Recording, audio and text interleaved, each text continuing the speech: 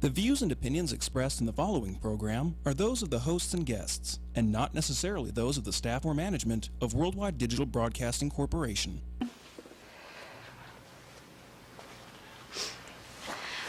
I guess sometimes I feel as though I really don't have anybody. Oh, Alex, come on. What am I, huh? Think of me as your mom. How many kids call their mom Ms. R? Yeah, well, I admit I never planned on having another kid at my age, especially one who was your age. Sure. You got all the family you can handle. And lately with weddings, new grandkid, new son-in-law, new boyfriend. Alex, I'm sorry. I have obviously been incredibly insensitive. I didn't even return those phone calls from the school. I have never made a total commitment to you. Oh, Alex, I love... Oh, no. You just feel sorry for me. Not as sorry as someone else feels for you. Who? You. Did I ever give you my 10-foot wall speech? I don't think so. My dad used to tell it to me. All my kids get it, sooner or later. The world, according to my dad, is a 10-foot wall. Some people don't seem to have any trouble getting over it. They've got a lot of things going for them. They're smart, they're strong, they've got a family who's there for them. Other people don't have it so easy. They're poor, uneducated, the wrong color, the wrong sex. Maybe they don't even know who their parents are. But if they're going to make it in this life, they have to get over that wall. Life isn't fair. And don't you forget it. You want to know what my dad would say to you? What? He would have said, I'm real sorry your dad died. And I'm sorry your mother doesn't give a damn, but those are the facts, kid. Nobody is going to lower that wall. So stop feeling so sorry for yourself. And stop doing crazy things to get attention. And stop screwing up your life. And figure out a way to get over that wall. It's not easy, Ms. R. When you don't belong anyplace. Oh, damn it, Alex, you belong. Where?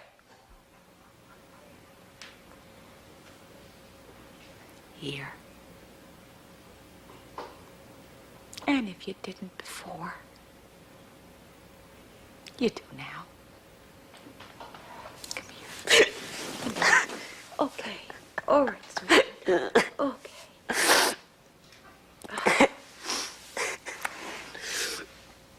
Alex, come here.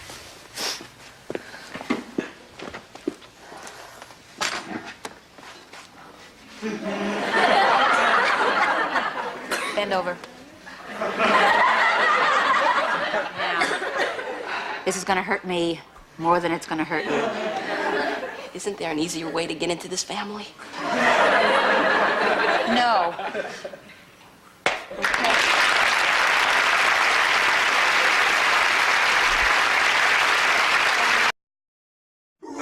Get yourselves together. Right. Stand up and live your life. Right. Get yourselves together. Right. Hands up high.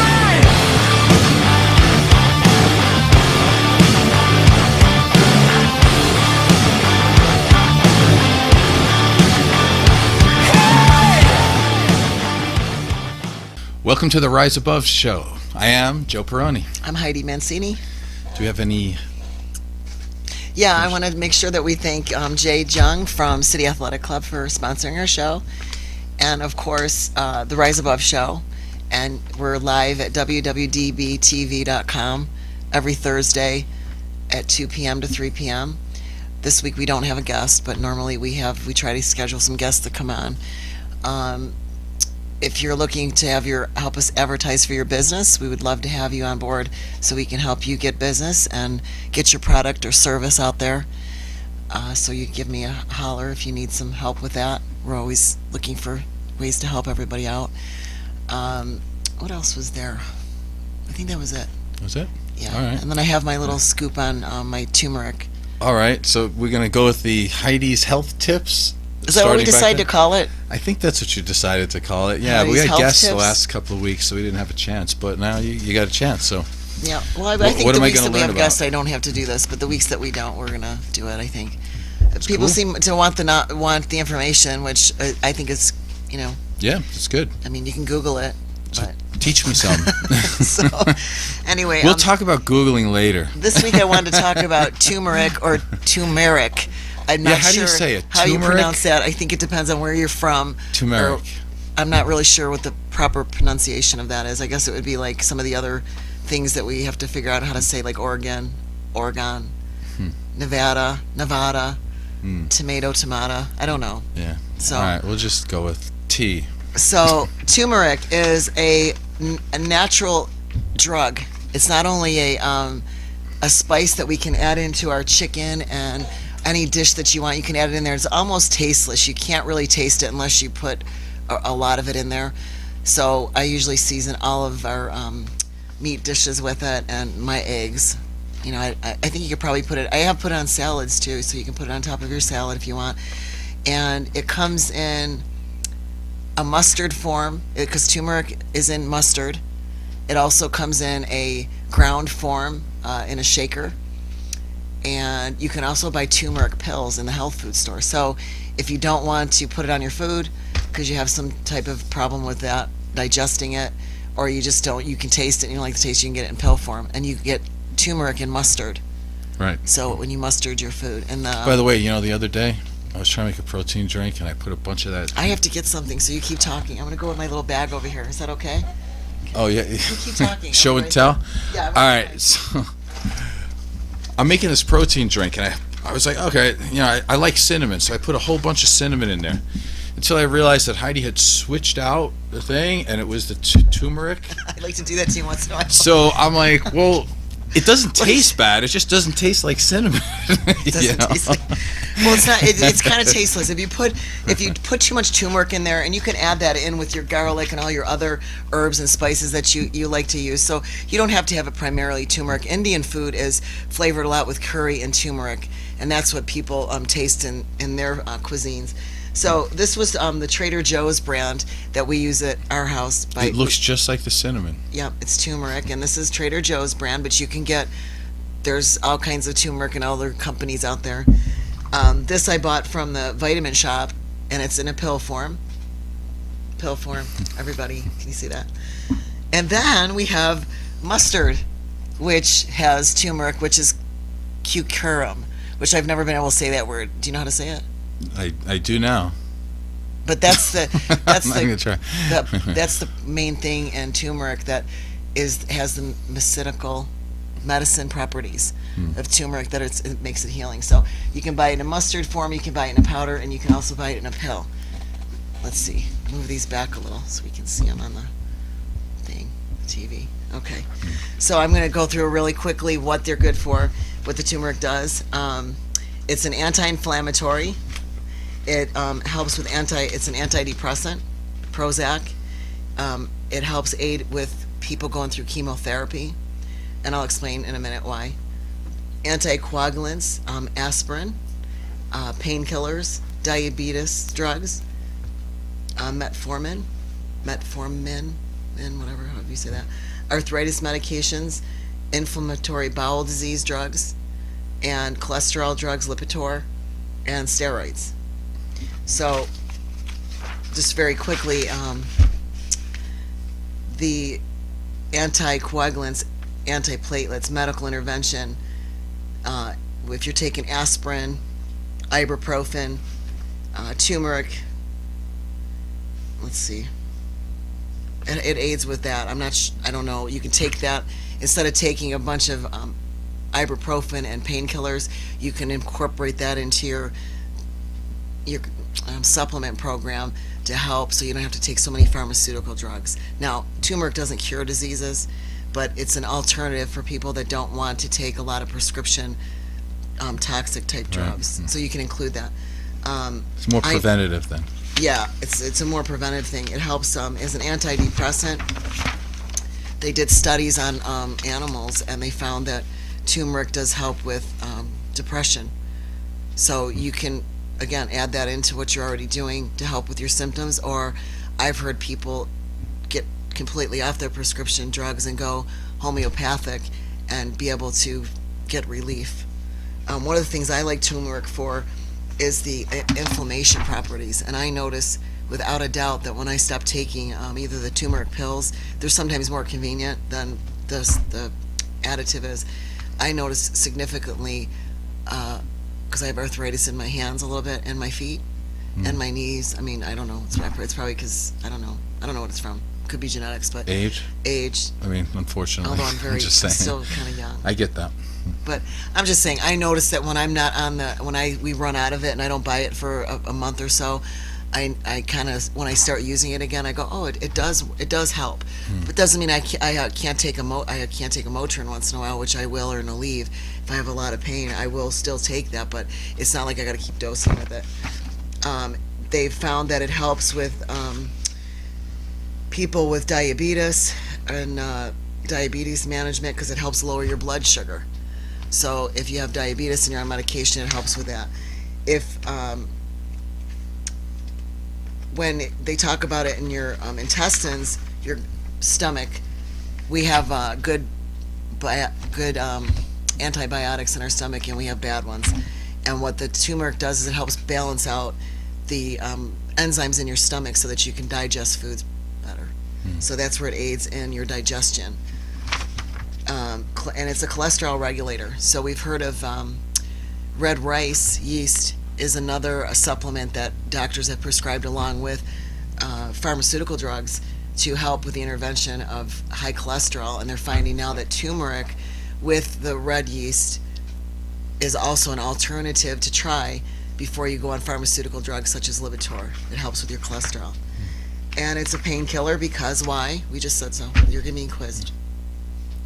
Why is it a painkiller? It's anti-inflammatory. Very good. He was paying attention.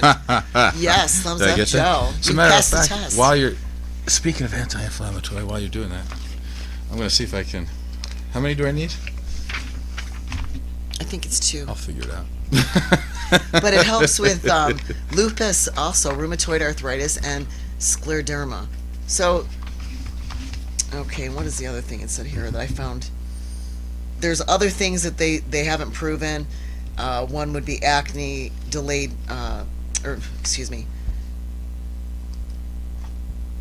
Okay, these are the side effects. It could cause acne, asthma, cancer, cataracts, delayed wound healing, and diabetes onset, which doesn't make sense to me, but let me see.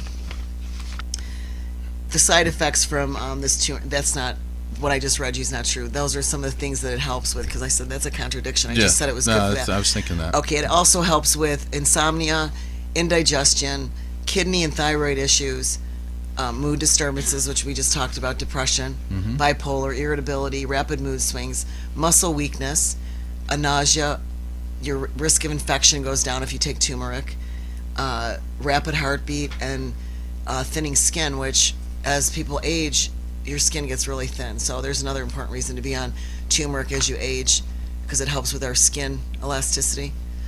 You'd have to take really large amounts to get the side effects that they're going to list here. So they're saying you'd have to be really almost ODing on the turmeric, but the side effects who would do that? be nausea, which makes sense. If you eat too much of anything, you're going to get sick, or diarrhea.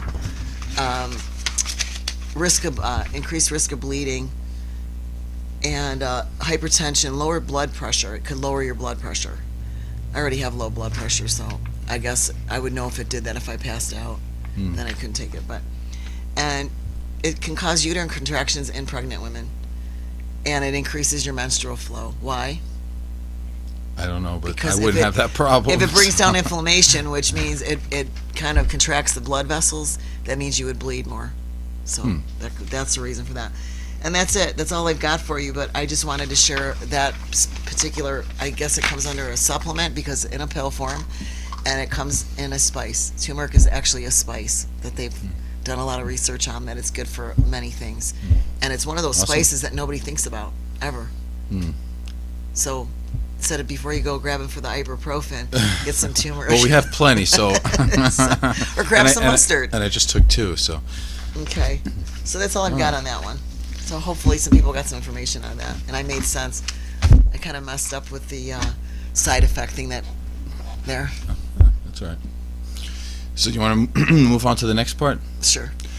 Okay, so the next part here. Now, what I want this to be, and it's not just going to happen today, I want this like long, sprawling dialogue about social media, because there's so many different aspects to it. And one of the questions I had was, does social media actually make us less social? And it sounds like, well, that can't be true, and that's kind of where the whole world is going, right? Social media, we got this Facebook, we got, I don't know, what do you call them, Snapchat, everything else. Twitter. And just the internet in general. Everybody Googles things now, and I get it. I love a lot of that stuff, and I could see the positives. But recently, I've been doing a lot of therapy on young people, 15, 16, 17, and younger. And oddly enough, again, not to sound disparaging, but I'm just going to tell you what I see. They're virtually all identical. They're kind of like robotic drones. And I'm thinking, well, why is that? And you start talking to them, they don't know anything about physical activity. They're scared to death of life. Their anxiety is through the roof. And I'm like, I didn't even know what the word anxiety was until I was, I don't know, in my 30s, and I looked it up. I didn't even know, like, what does anxious mean? Like, I've never even used the term. I've never used the words overwhelmed. Like, I've never said that. Like, there's a test coming up, I'm overwhelmed with anxiety. Like, these terms and words and the way they think, very, very interesting. And then when you try to help them, they think that they're helpless and they're scared. One particular person, that I'm trying to think of right now, I was like, what do you like in life? What do you do? He couldn't come up with anything. And that's basically all of them that I've seen. And it's like, okay, what do you love though? It's like, well, I get up, I get on my Facebook. Well, what do you like about that? Well, I like when I get likes. Okay. So just the very basic of therapy would tell you that if you're externally validated and you can only be happy by if other people tell you that you're good, you are not going to have a good life. And I'm not making fun of anybody, because we all have this a lot of people have this thing where we want to, make fun of like millennials and all this. I get the jokes. I understand it. I mean, you see them and you get it. But I'm not here to make fun of them. It's like, it was kind of heartbreaking. Like, it was sad. It's sad to be in front of these kids that are so afraid of life. But, and you can't I don't want to say can't, but it's very difficult to pull them out. But you have to go back to where, this is where I'm going to come into this with the mothering thing. Because as a society, the helicoptering our kids, giving them everything at a very young age, cell phones, computers, leaving them at home alone to the TV Absolutely. and their devices, that generation created these millenniums, or whatever we want to call them. So they've made them, I wouldn't say they made them that way, but they kind of made them that way because they've never. And the other thing is the whole like thing you said before about, oh, well, I get my validation from the likes. Because they're used to their parents telling them their whole lives, I'm awesome, you're awesome. Oh my God, honey, somebody said something to you bad. I'm going to go talk to that teacher. And Absolutely. I'm going to, so these kids, that's how they get their value, by being told how great they are. Right, without having done anything great. Right. And we noticed that's the thing. in the workforce, like in the salon. I was talking to a girl the other day, and we noticed with a lot of the young stylists coming up, not everybody, I want to make sure I put this out there because people get offended. And they'll say, well, you're making it sound like all young kids are lazy, or that they're all. No, I'm not. I'm saying that what I've been exposed to, which seems to be the majority. Can I throw in something just real quick before you keep going? And I only want to do this for just one reason. You and I are a little older, and we've been raised by good parents and a good generation. What you just said now is interesting, because I have to talk like that too. Every time you open up your mouth and want to show incredible wisdom and the knowledge that you have learned, you have to say, I don't want to hurt you. I don't want to act like I'm making fun of you. I don't want to offend you. So what we're doing right now is okay because they need to hear us, because they'll turn us off if they hear one word that they don't like, because, oh my God, it might offend them. But that is part of the way they were grown what I up wanna and say part of is social media. Being a mother myself, I mean, I have a 21-year-old girl who, she's great. She's awesome. This is not anything negative. But I have to say that when she was growing up, she had everything. She had the cell phone. She had the laptop at a certain age. She was left, when she was a little bit older, when I had to work or, whatever the thing was. And as a parent, you think you're doing the right thing because you want them to be in the same groove as their friends. You don't want your kid to be the kid that doesn't have the phone, that doesn't have the laptop, that doesn't have, the backpack that everybody, whatever it is. Absolutely. And you know what? If there's parents out there that don't fall into that, peer pressure, if you want to call it that, I think that's awesome. I don't know that many that don't. So, because we as parents, we try to do the right thing. We don't realize, though, that when we're doing these things, you're not building self-esteem when you're, getting your kids' clothes out for them. You're telling them what sports they're going to play. You're basically micromanaging and helicoptering their life and shoving things down their throat that they can't manage to make a decision. So now we have adults out there, some young adults, not all, that they can't function because if you say to them, that wasn't done right, this is the way I want it done, especially if they're helping me out, All right. Yeah, they tell get me about offended. the- They get offended. They go, well, excuse me, but how long have I been doing hair? 30? And how many years have you been doing hair? 2 days? I think that I would have a little bit more knowledge in this area than you. It doesn't make me better, and I make that clear. I say this to all the young stylists, just because I just have a couple more days experience than you. So I make that clear. I don't think I'm better than them because I have 30 years experience on them, because there's some really rockin', amazing young people out there that do some amazing hairdos, and they have amazing customer skills. But I've noticed it's a trend that if you try to help them by being constructively criticism to them, that my client that pays me, let's I tell them, Right. They pay me, they don't pay you, and I hired you to help me. So when a client comes to me and they complain and they say, this girl didn't barely touch my head when she shampooed me, I don't feel like I got a head wash and then I have to go back and rewash it. You're not really saving me time. And then the killer part of it is they give you attitude when you correct them, and they still expect to get paid for something they didn't do. So, and I notice it in the personal training thing too. I haven't been in it that long. I've only been doing it, a year, 2 years?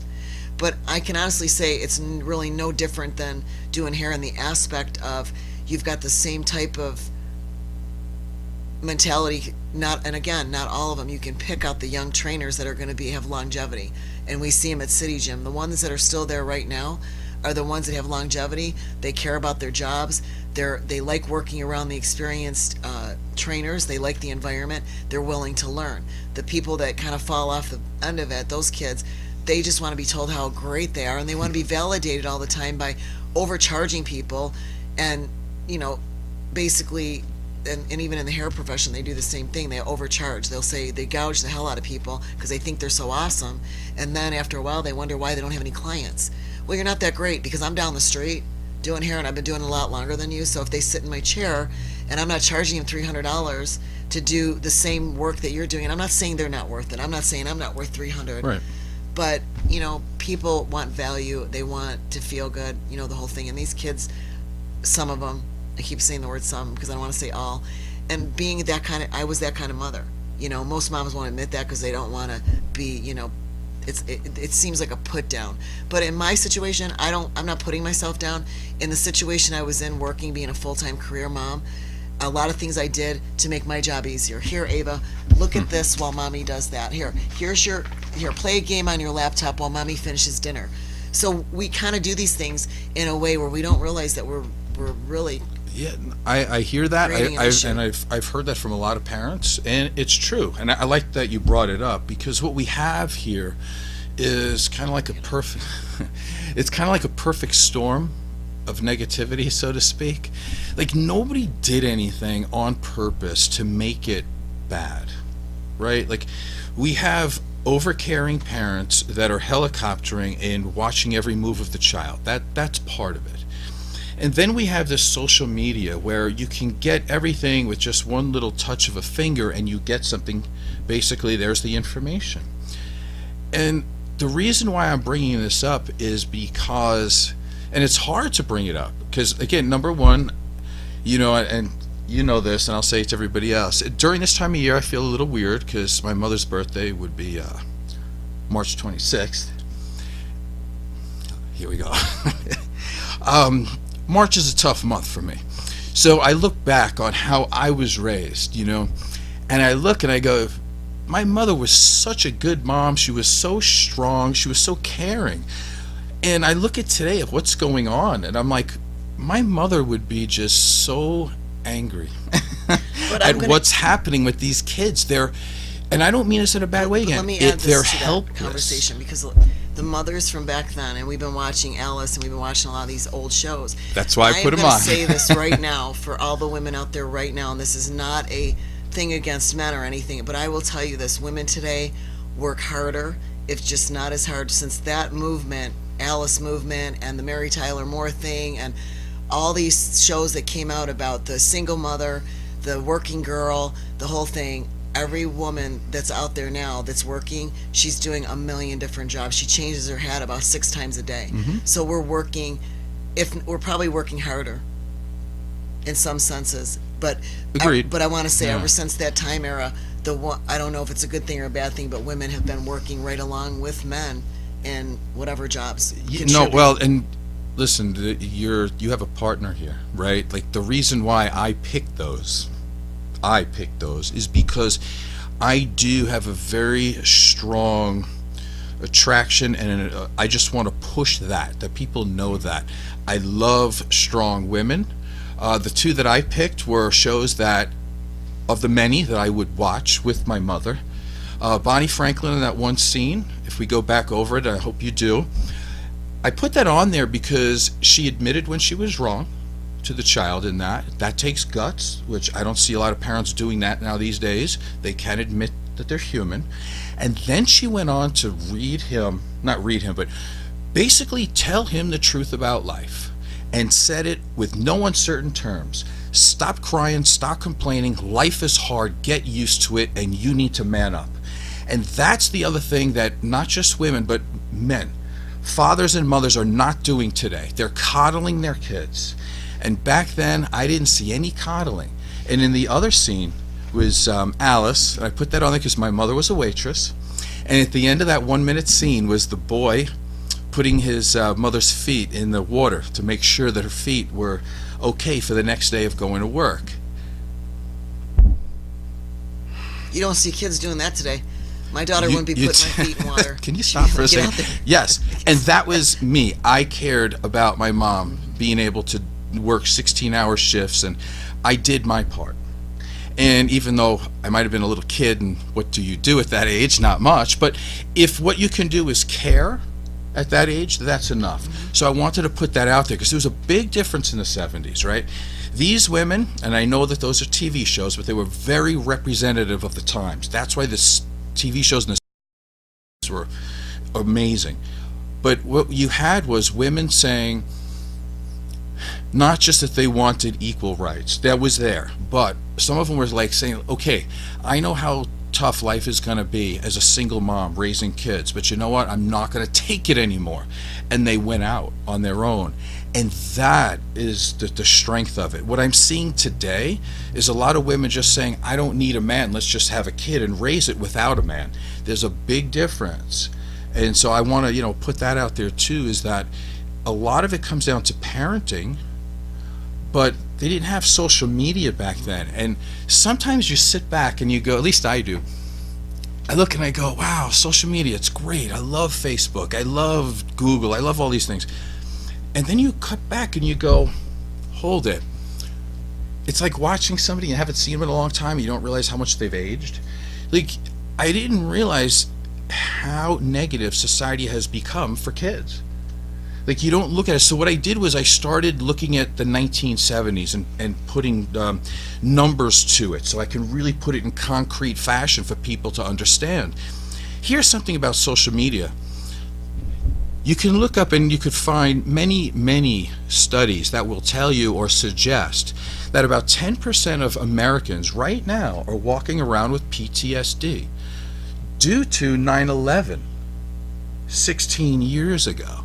But here's the thing, when you keep seeing a same video over and over and over again, it keeps putting it into your head that there's death and destruction and you don't know who's around the corner, who's going to hurt you, and you feel unsafe. That's just with 9/11.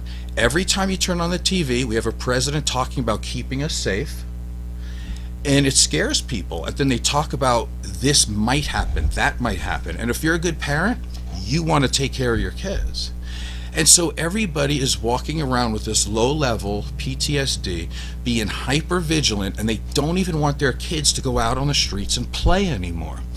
So what I did was, I don't know if this is going to make anybody feel better, but it is the Rise Above show, and I can only give you the facts, and you can do with the facts of what you want. So I can just put them out there for you. Here's something that's very interesting that I pulled from the 1970s. Now, we're supposedly living in this world that's totally unsafe, that our kids can't go outside and play, so we put them in front of a computer screen.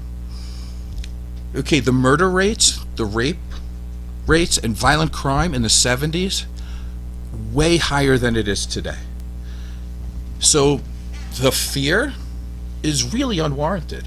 It doesn't mean that it doesn't happen, but it just means that why are we in such a culture of hypervigilance when it's not happening?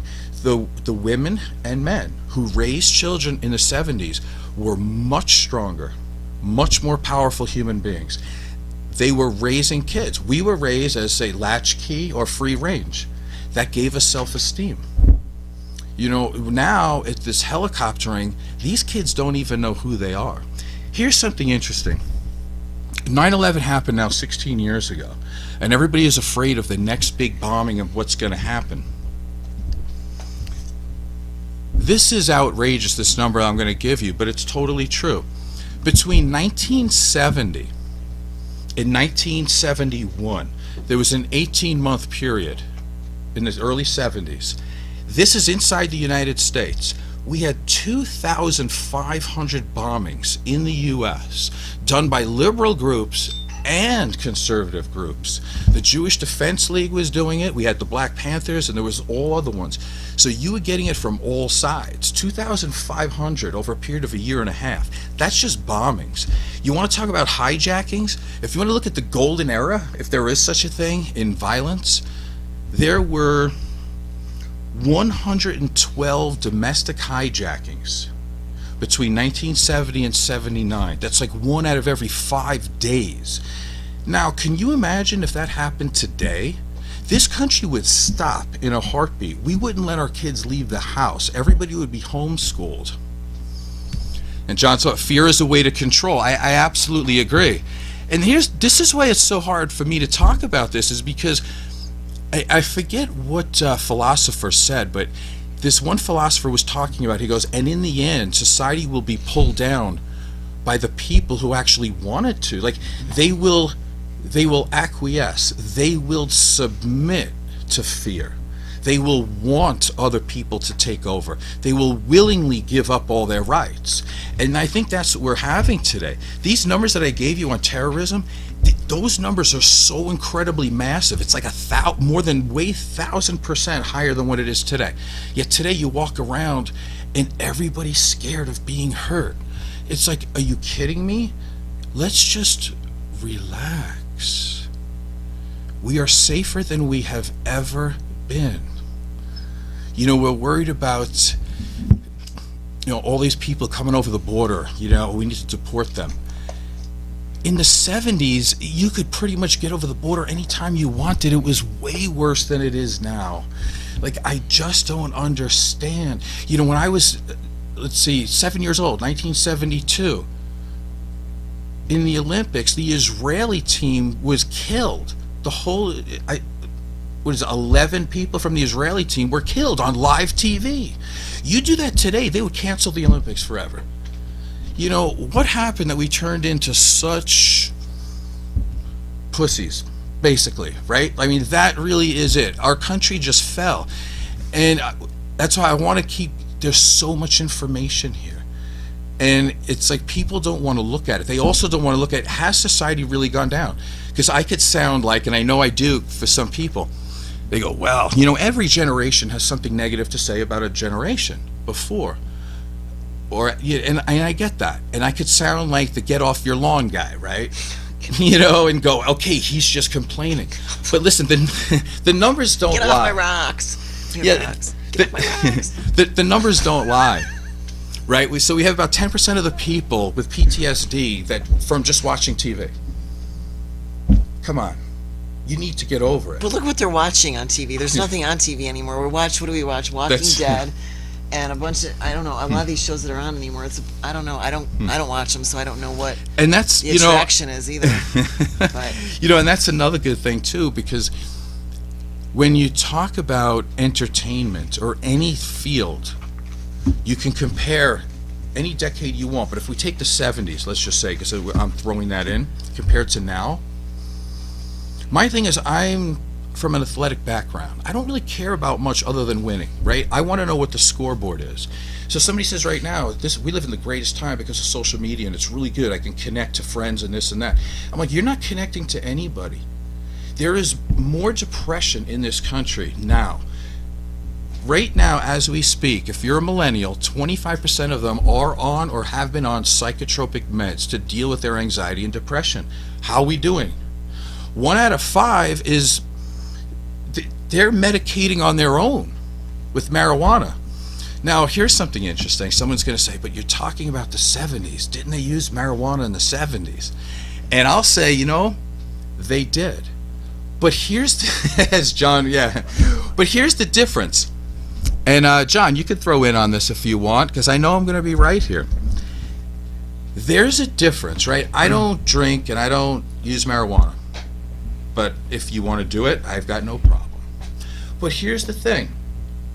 In the 60s and 70s, it was perfectly normal to have a good time with your friends, your girlfriend, and just get a little buzz, have some fun, party.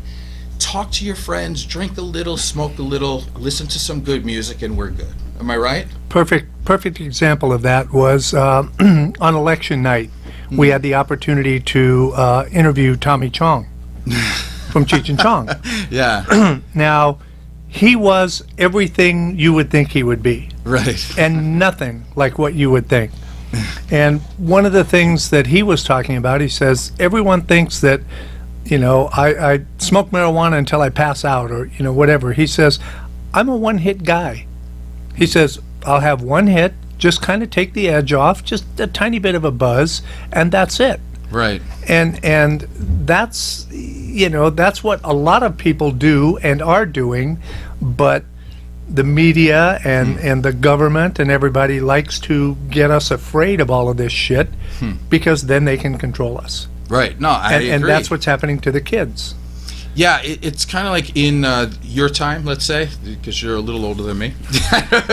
Were you on camera for that? No. No. He just gave me the finger.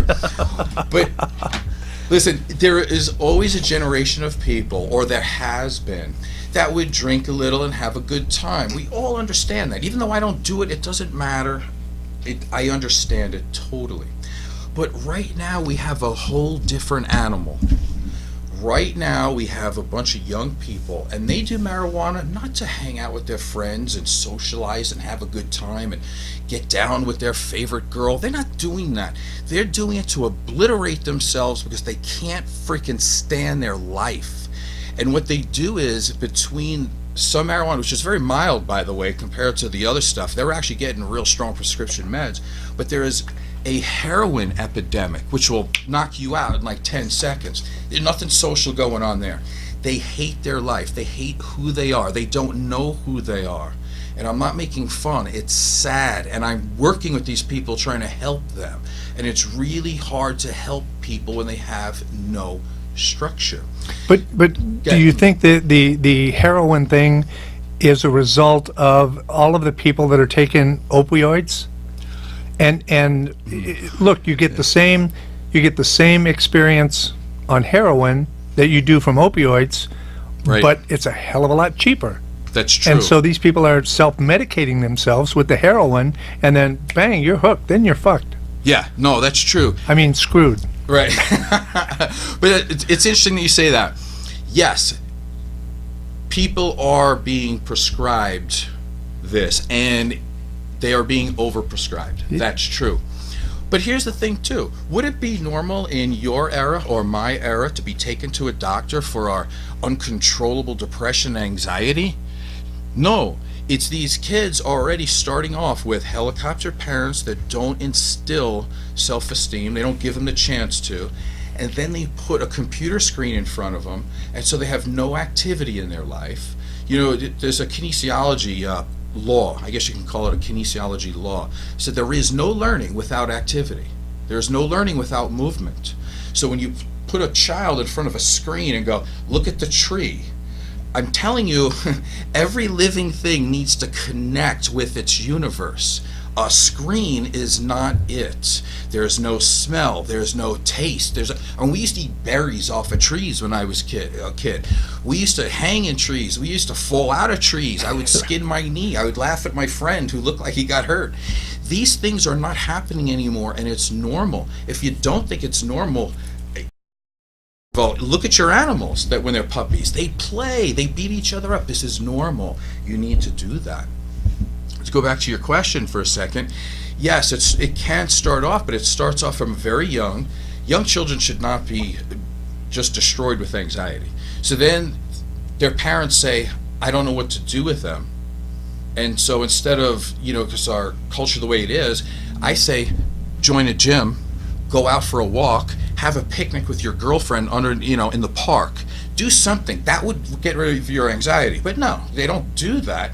And that's why I am saying it, not to make fun of them. These things you can do. Don't take your kid to a doctor to get doped up. Because then when they finish and they're not prescribed it anymore, then they go out and get heroin. And yes, they get hooked, but they get hooked on not the drug as much as they do getting hooked on feeling good because they freaking hate who they are when they're straight. You ask these kids, what do you want to do with your life? I don't know, like when I was 5 or 6 years old, my parents were already saying, hey, what do you want to do? What do you want to be when you grow up? That's a normal question for you, right? John, for you? Yep. Do people even ask kids that anymore? Not that I know of. They have no idea what they want to do. They have no idea who they are. They have no. It's because part of it is Facebook too, right? Like they want to get more likes, but they don't want to do anything in their life. So what they do is they go, okay, I'm going to create a false self. I'm going to put this picture out there. I'm going to doctor my picture, Photoshop it, whatever they call it, whatever lens they use, and they fix the picture up. Here's another rule of therapy. If you're not your authentic self, you are never going to live a good life. Ever. Period. End of story. So if you see your kid already making a fake narrative of his life or her life when she's 8 years old, this is a problem. You need to stop. You need to stop. I'm seeing it so much, and it's almost impossible to stop. And I don't mean that in a bad way, but if you believe that alcohol or drugs is an addiction to where it becomes a disease, some people believe that, and that's okay. The reason why some people believe that is because you can do an MRI of the brain, and you can actually see that this is an addictive brain. It's an addiction brain. Things change. We can all agree on that. Well, then let me try to move you slightly more over so you can understand. When you take a young child in front of a screen and things are moving like this fast, everything is instant gratification, and it becomes a dopamine hit. They want to see this, they want to see that, they want to see that. And it's quick, quick, quick. By the time you're 7, 8 years old, you already have an addiction. Now, somebody might say, well, it's only an addiction to computers. It's an addiction to Facebook. It's an addiction to your social media. True, except the fact that if you MRI their brain, there's no difference between that and heroin.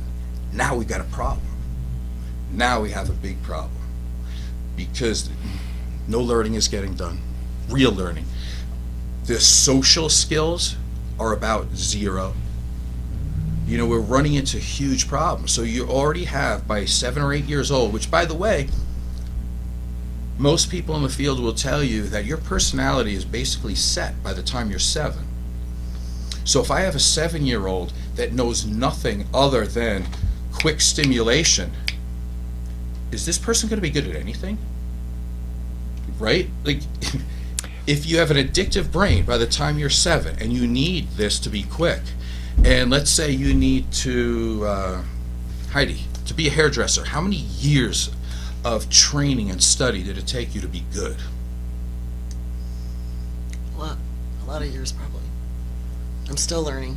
If you're 7 or 8 years old and I you already still have an learn. addictive brain and you're only built for instant gratification, what are the chances of you taking the 10 to 15 years to be a master at what you do?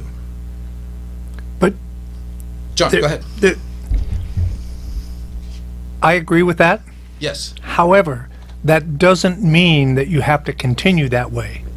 That you agree. can make a conscious choice to and that's what most of us do growing up, because when we're kids, you know, we are pretty damn self-centered and it's all about us and hooray for me and to hell with you and blah blah blah. But we learn and we make choices along the way that, hey, this might be a better way to go. Right. Because I'll get a better, you know, I agree with you 100% on the instant gratification. Our entire society is based on that. Right. True. And I think I told you this once before, Netflix. Yeah. One of the best comments on social media is on a show on Netflix called Black Mirror. And it's the season 3, episode 1. It nails it absolutely perfectly what's going on in this country. So I get that much. All right. yeah, no, you have to, if yeah, you'll sit there and you'll just go, yeah. Sorry, Okay. sorry. I'll watch that. And now it's back to the Rise Above show with Joe and Heidi.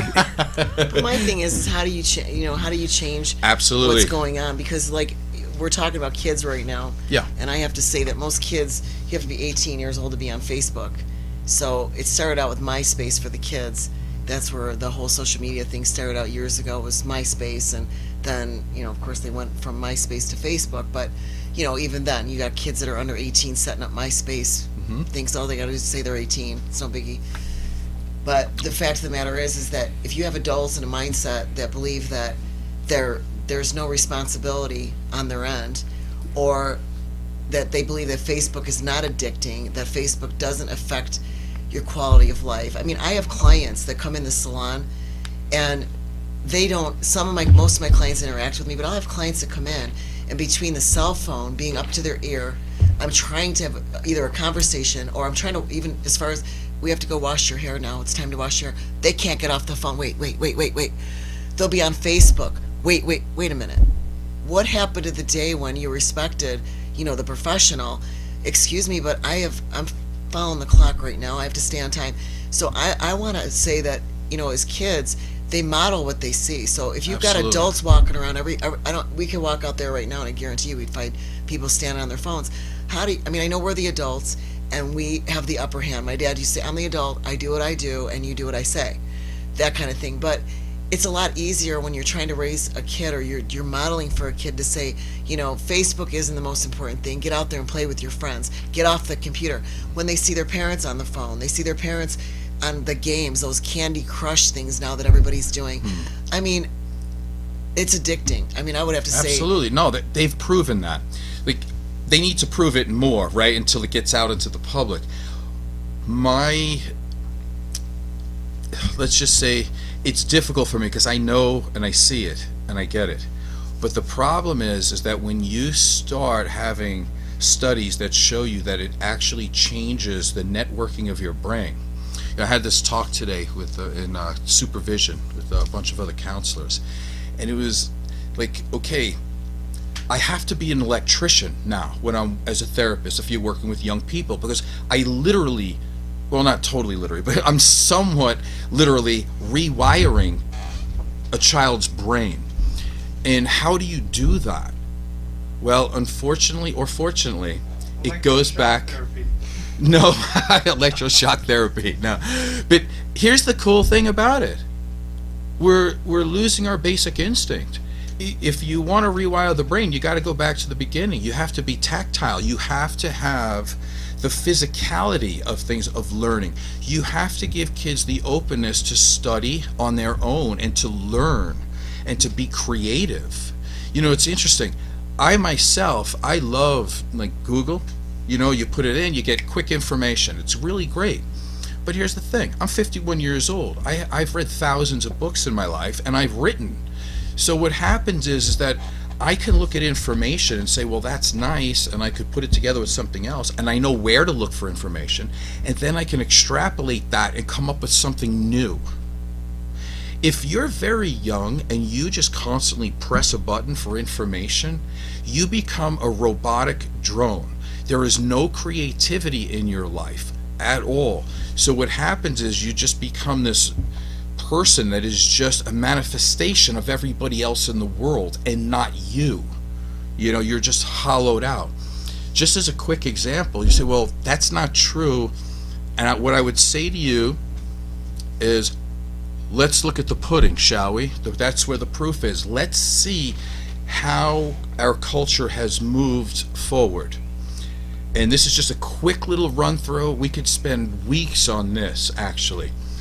But again, I know some of this is up for interpretation. That's true. I'm not going to tell you it's all fact. But let's take a look at what the whole social media and this Googling thing, how has it affected our brains? Well, we know from MRIs what it does. Let's see the actual work. What has been done, say, since the last 17 years, since 2000 or so? Well, we're on psychotropic meds. 10% of us have PTSD. Many of us, about 25%, are talking about depression and anxiety. Okay, there's other factors in there, but this is some. Part of it is the lack of human connection. As human beings, we need to be attached to humans, not attached to a number that pops up on a screen and says, oh, John liked my video. That's not enough. I have to shake John's hand when I come into a room. That's human connection. Let's look at some other things. I'll go over this real quick.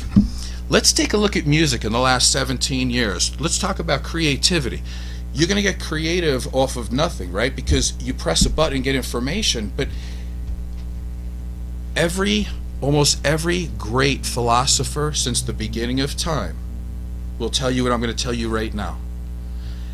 If you want to rise above, you want to be intelligent, you want to find out who you really are, you need to be alone with your thoughts. You cannot sit there and care what Joe Peroni thinks and get information just from me. You can't sit there and go, oh, I wonder what Heidi thinks about this. And look, you need to be alone. You need to think. Who do you want to be? Who do you want to become? Let's look at our music. Music sucks now. And it's not just because it's a personal preference. I'm talking about artistic ability. Who is playing? I've got a friend named Alan. I'll say his name because he's been on the show a bunch of times. Alan Childs.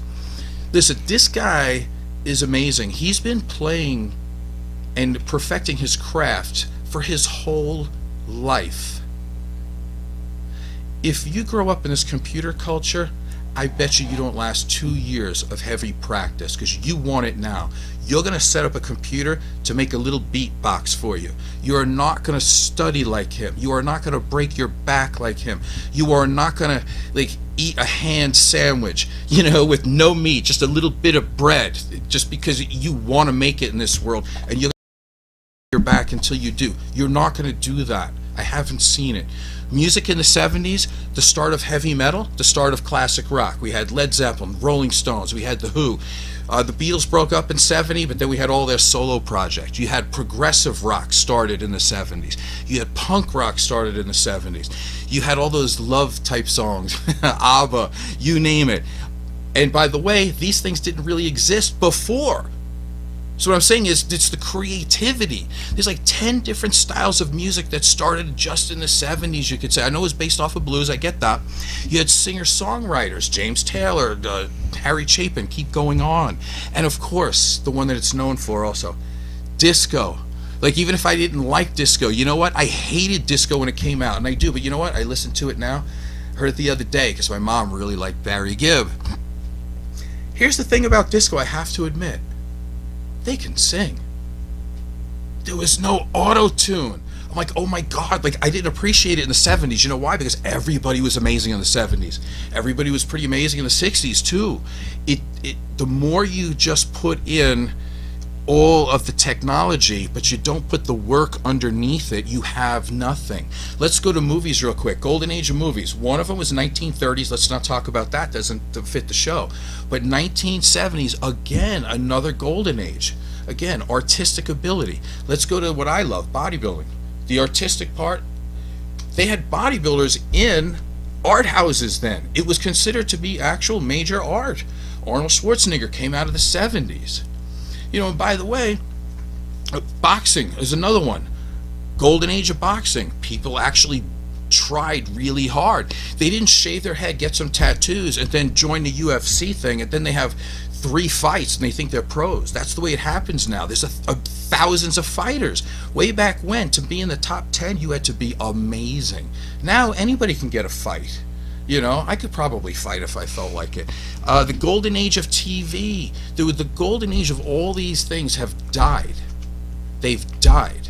It's sad. And the thing is, millennials and stuff like this, it doesn't matter to them because they never experienced it. So they don't even know how bad it actually is. They walk around like drones. And the thing is, what to do? Well, first of all, we have to admit that there's a problem. And that's the first part. You have to admit, we've gained a lot with technology. We have. But what have we lost? And can they work with together? That's what I would say. We can put it together. Just a quick little thing. I know we have only about a minute or so. You want some creativity? Here's just a short list. 1970s inventions. You ready? The first personal computer, 1970. First cell phone, 1970. Microwave, VCR, email, first video game, genetic engineering, inkjet printer, MRI scanners, the artificial heart. I looked up inventions in the last 15 years, 17 years, since 2000. You know, there's nothing in there. Other than a few little technology things in terms of apps and things like that. But we're building off of what we already have. It's not a lot. Where's the creativity? What's the next thing to change lives? And not just to make it easier, you want to make it harder. Like I told you in the beginning, there were bombings, there were hijackings, women were going out for the first time and they were single and they worked hard. Life was hard. My friend John here fought in the Vietnam War. Tell me about hard. It didn't end until 1975. The 70s were hard. We didn't look to make things easy. Strong people who want to rise above don't look for the easy way out. You look for the way out that works best eventually, and usually it's the tough path. Don't avoid that. You want to finish? I think we're done. Just be tough. Nothing's easy. Nothing's easy. Nothing's easy. If it's easy, it's not worth it. If it's easy, anybody could do it. There you go. Good one. Actually, and that's why people like Facebook and they like also, because everybody can do it now. They've watered it down. And it's actually kind of sad in a way. All right then, this has been the Rise Above Show. I am Joe Peroni. Heidi Mancini.